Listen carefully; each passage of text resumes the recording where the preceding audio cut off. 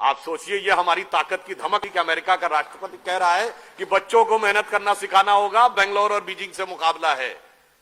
तो हमने वहां तक भी पाया। पर इसी के साथ अगर हम थोड़ा और आगे बढ़ें, हमने कुछ चीजों को इग्नोर भी किया।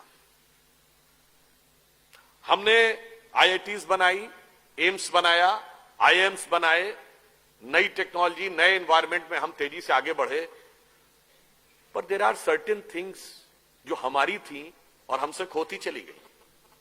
You remember just 50-60 years back on the issue of agriculture what was said? अरे दुनिया चांद पे पहुंच गई, तुम गाय के गोबर पे पड़े हो। गाय के गोबर से कोई खेती होती है? Go for mechanized farming, chemical fertilizers, advance technology. आज क्या हुआ 50 साल के बाद? गो फॉर ऑर्गेनिक फार्मिंग, आ गए गाय के गोबर पे।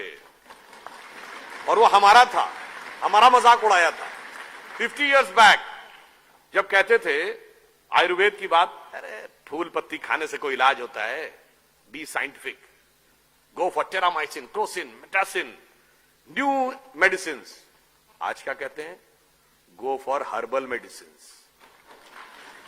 ये हमसे खो गया या खोते जा रहे हैं।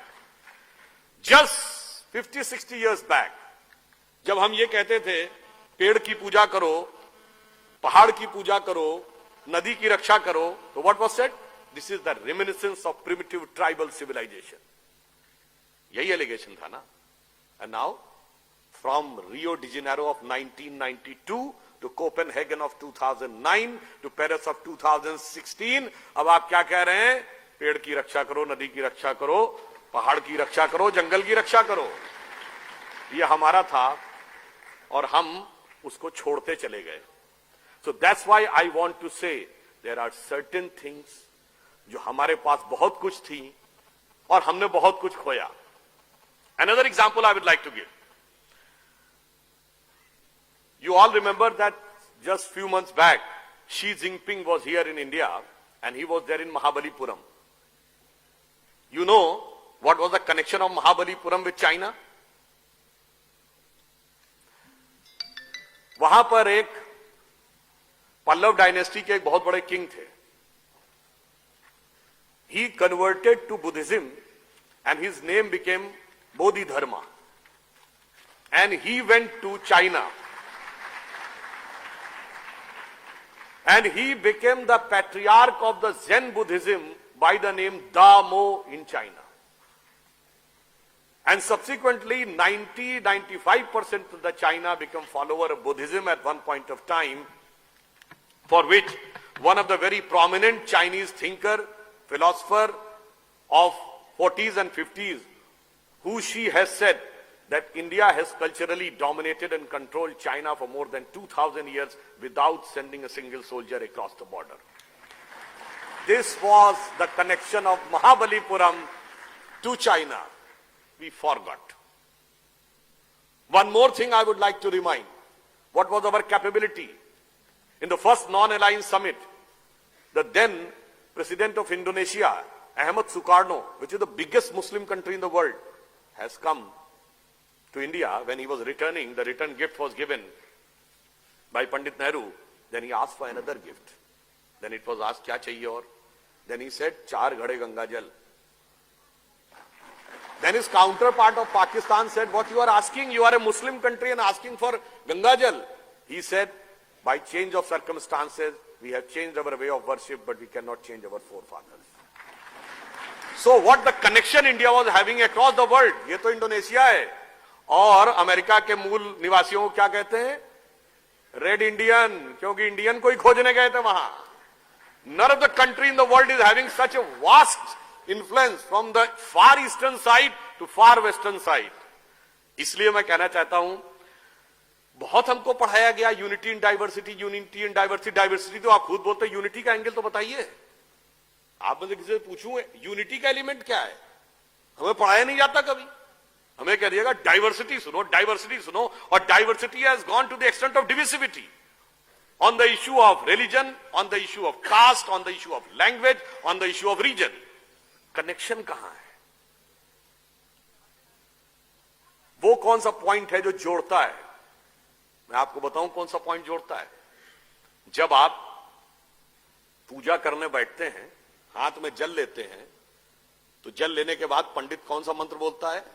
गंगे च यमुने च गोदावरी सरस्वती नर्मदे सिंधु कावेरी जलेस्मिन सन्निधिम कुरु। भारत की सारी नदियों का स्मरण हो गया।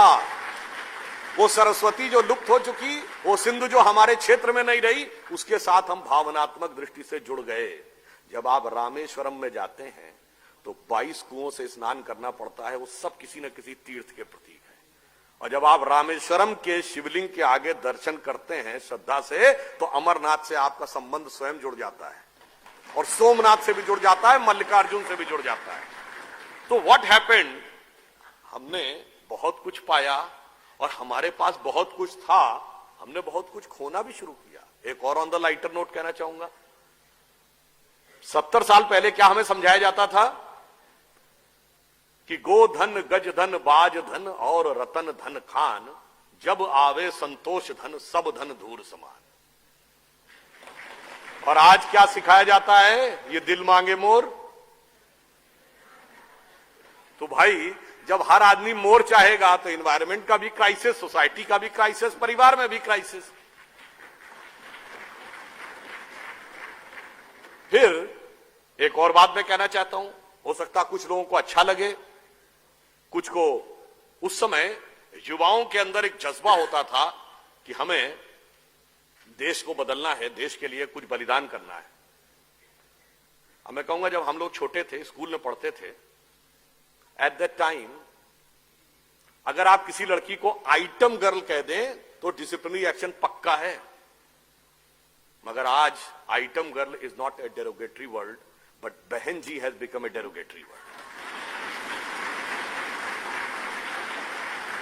तो हम 70 साल में कहां पहुंच रहे हैं, जरा इसको भी हमें अच्छी तरह देखना होगा। वैसे आजकल काफी ज्यादा स्वतंत्रता सेनानियों और इन सबका आह्वान किया जा रहा है जगह जगह। Not going on any political aspect, I just want to say, आजकल वो राम प्रसाद बिस्मिल जी की नज्म भी बहुत बोली जा रही है ना, सरफरोशी की तमन्ना अब हमारे दिल में है, देखना है जोर कितना बाजुए कातिल में है। इस पे एक मूवी में इसका एक सटायर बनाया गया था, वो भी बड़ा विचार करना, मेरे थॉट को हिट किया। वो कहता है सरफरोशी की तमन्ना अब हमारे दिल में है, देखना है जोर कितना बाजुए कातिल में है। अरे ओ रे बिस्मिल काश आते आज तुम हिंदुस्तान, देखते तो मुल्क सारा क्या टशन और थ्रिल में है।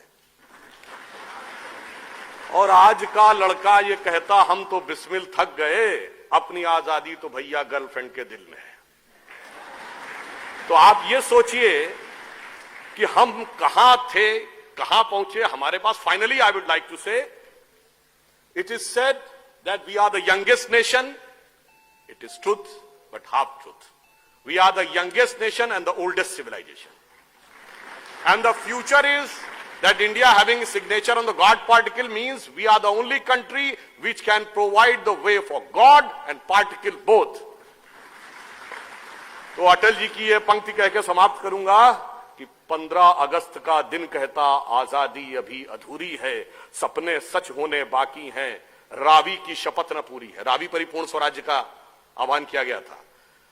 तो सपनों को सच करने को कमर कसें, बलिदान करें, जो पाया उसमें खो न जाएं, जो खोया उसका ध्यान करें।